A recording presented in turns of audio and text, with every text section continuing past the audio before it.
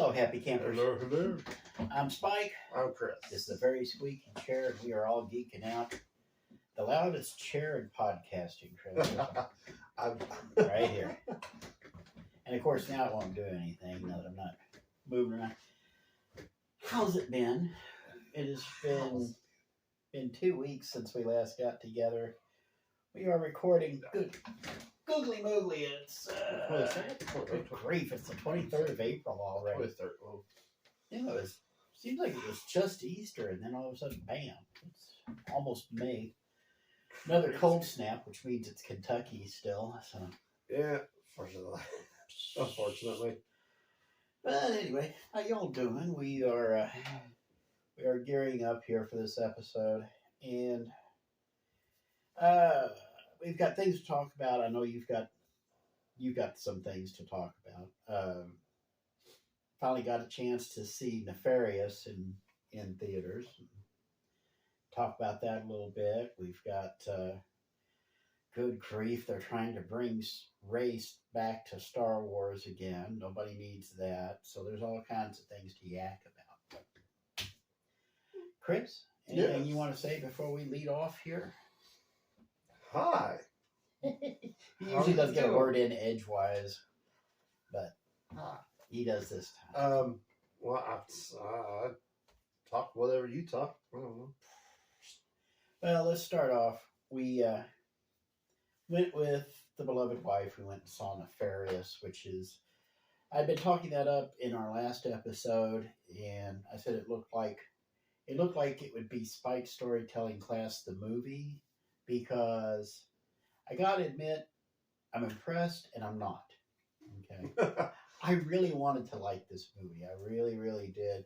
It's an exciting concept. It's an interesting concept. And with proper execution, it would have just been a landmark film, because this Nefarious, for those of you who aren't aware, is a smaller independent studio release. It's considered a Christian film, and it's actually a Christian horror movie. It was supposed to be, they were banding around the idea that it was a Christian horror movie. It's more of a Christian suspense movie, because if you are secular or if you're atheistic, you're going to sit here and watch and think it's an interesting character study.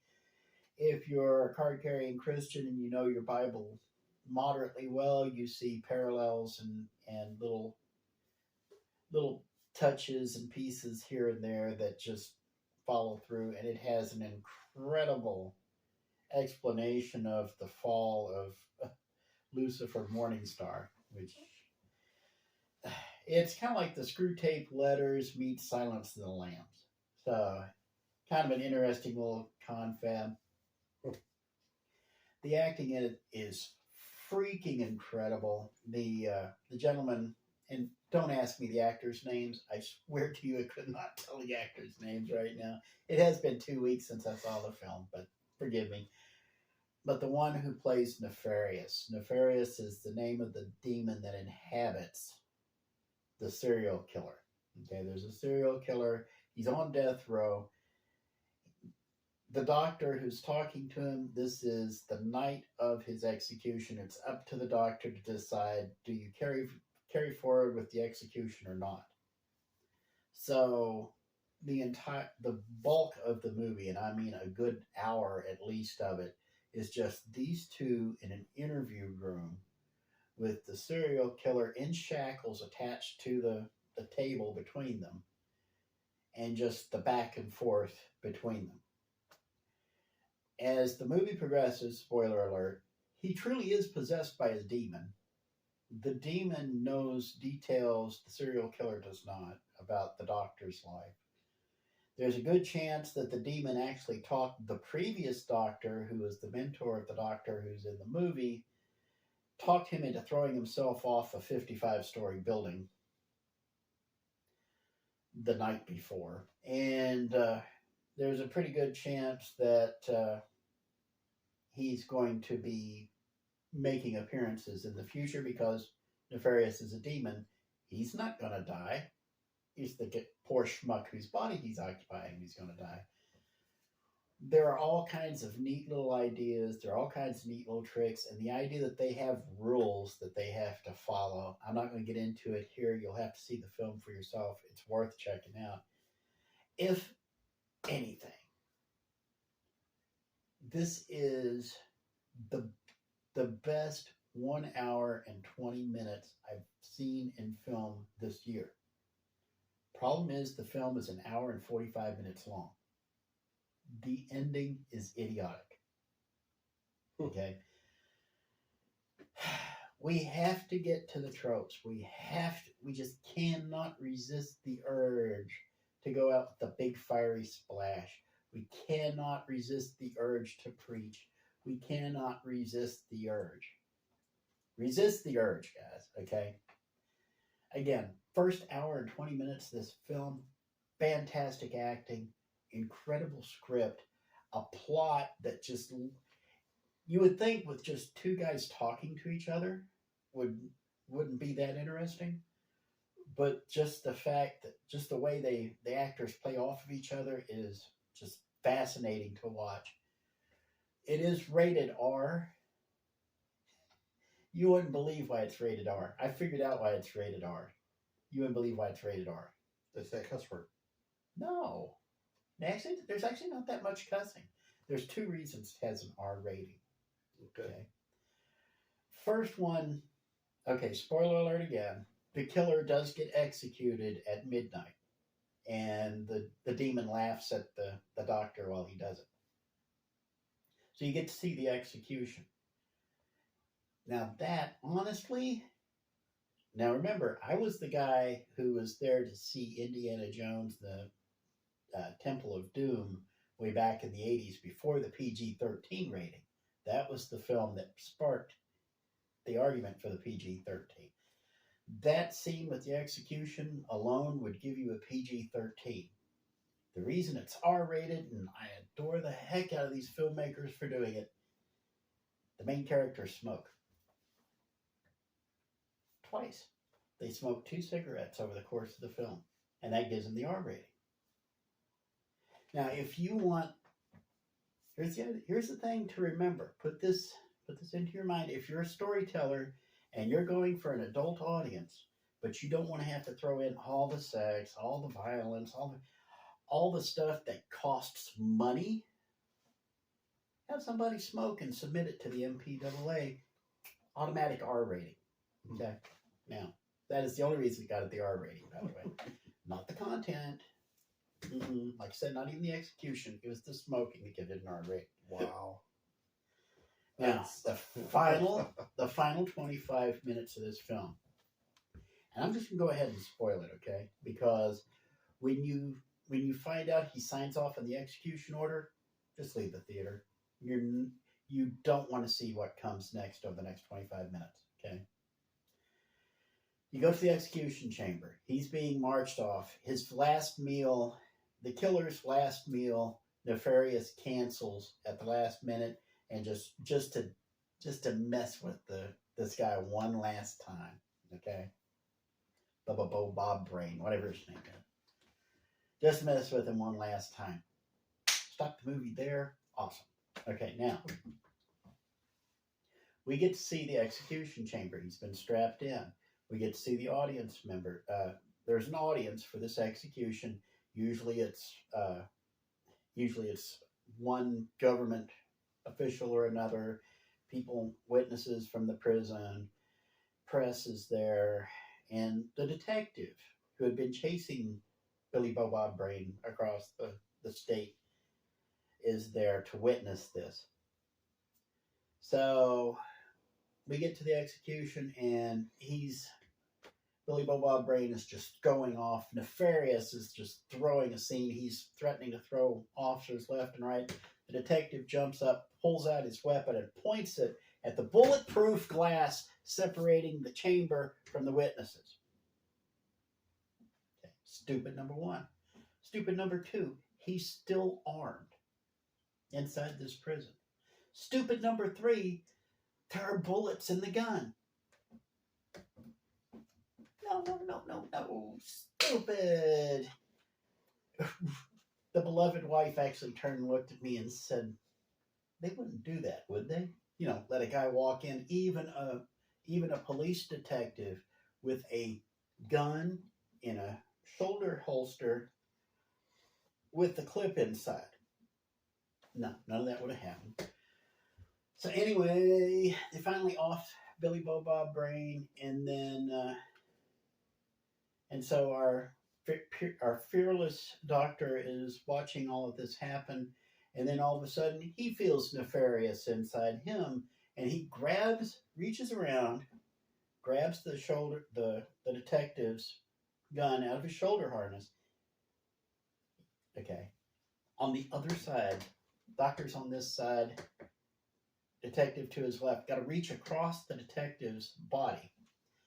This detective is so impressed, I guess, with what he's seen. He's so much in awe of finally watching this guy get killed. Probably 15, 20 years of training, intensive training in police work and handling a firearm and protecting yourself and self-defense, all goes out the window. He reaches across, grabs the gun, and puts it up under his own chin. And he's going to shoot himself because, I don't know, it's part of nefarious scheme, because he's nefarious, right? Finally, this doctor, who has been doubting whether God is real, if this is really a demon, if all of this stuff is, he's been secular about the whole thing all the way through the movie. Finally, standing there about to whiz himself, the gun under his chin, about to pull the trigger, and he says, "God, please help me." And he pulls the trigger 3 times. And click, click, click. The gun doesn't go off. They grab the gun away from it and everything. Nefarious takes off. Okay. 3 misfires in a row. And when they were later, the next scene has the doctor on the Glenn Beck show. You know who Glenn Beck is? Cries at the drop of a hat. Yeah, that guy. Okay. Now he shows up free of charge. I'm sure he didn't charge the filmmakers anything. And exposition for the next 15 minutes. And, by the way, even after asking God to intervene and spare his life, our good doctor still doesn't really understand what happened. But, so after 15 minutes with Glenn Beck, he goes out, bumps into a homeless lady who's rummaging through the Glenn Beck show's dumpster for some reason.